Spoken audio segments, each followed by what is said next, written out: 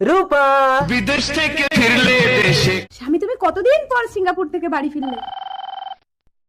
এ কি স্বামী, তুমি তো ঘরে, আমার ফোনে তোমার কল ঢুকলো কি করে? কই দেখি। ও কিছু না, হ্যাকার। তুমি যাও, আমার জন্য এক গ্লাস জল আনো তো। ও আচ্ছা, হ্যাকার। আচ্ছা ঠিক আছে, জল আনছি। হ্যালো। কে রে পল্টু? আমার বউয়ের ফোন তুই ধরেছিস কেন? হ্যালো মিস্টার মন্ডল, মনে আছে আজ থেকে 5 বছর আগের কথা? তোমাকে ছাড়া আমি বাঁচবো না রূপা। আবার কি হলো? চেন পড়ে গেছি। ভালো লাগে না তাই।